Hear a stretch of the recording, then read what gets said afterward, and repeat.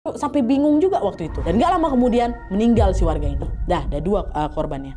Sampai berikutnya kejadian lagi, sampai jatuh 2 korban lainnya lagi, Wak. Jadi kalau misalnya total di pertengahan tahun itu aja Nadia ya, ada 4 warga yang meninggal secara nggak wajar, sama semua menyusut, kurus kering, muntah-muntah, dibawa ke rumah sakit.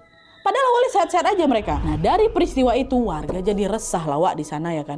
Mereka menduga ini semua ulahnya Songko. Jangan-jangan diperiksa ke dokter nggak ada penyebab. Terlebih juga nih, ada kesaksian seorang warga yang katanya beberapa hari terakhir saat 4 warga itu meninggal, Wak, dia ada dengar suara khas Songko itu. Suara apa tadi? Suara kepakan sayap kencang dari pepohonan dekat rumah. Terus nggak lama setelahnya si orang ini juga dengar suara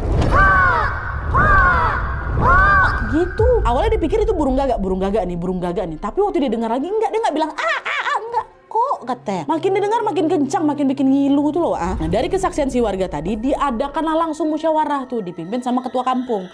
Nah, hasilnya di sana mereka sepakat untuk mengadakan doa bersama. Ya, dan selain itu, tetua kampung ini juga meminta warga untuk lebih hati-hati dan meminimalisir keluar rumah di malam hari. Kalau nggak perlu kali, kalau nggak mendesak, udah di dalam rumah kalian masing-masing aja gitu. Kalaupun memang kalian harus keluar karena kalian melaut, kan warga di sana juga mayoritas nelayan kan, nggak apa-apa keluar, tapi harus wajib bawa bambu runcing katanya. Udah lah tuh, akhirnya singkat cerita, mereka pun mengadakan doa bersama.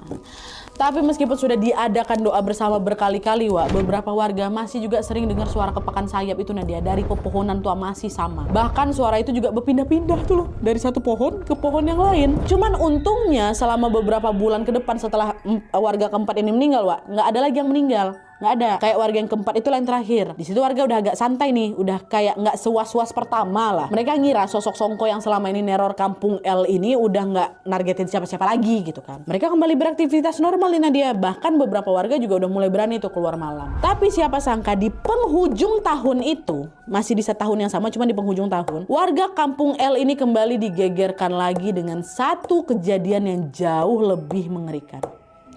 Dan yang jauh lebih mengerikan ini terjadi sama kerabat dan juga keluarganya Doni, keluarganya Wawa. Kalau sebelumnya warga ini cuma menduga semua itu perbuatannya Songko, Wah, masih menduga kan.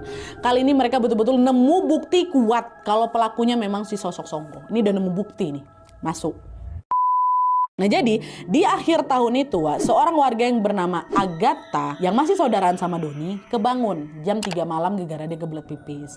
Pergilah dia jalan ke toilet yang letaknya memang ada di luar kamarnya. Nah pas dia nyampe di toilet, dia lihat pintunya itu ketutup, Wak, pintu toiletnya. Padahal biasanya kalau nggak dipakai, pintu toilet ini kebuka, selalu kebuka kalau nggak dipakai orang ya. Nah dari situ Agatha ini nyoba dorong pintunya pelan-pelan.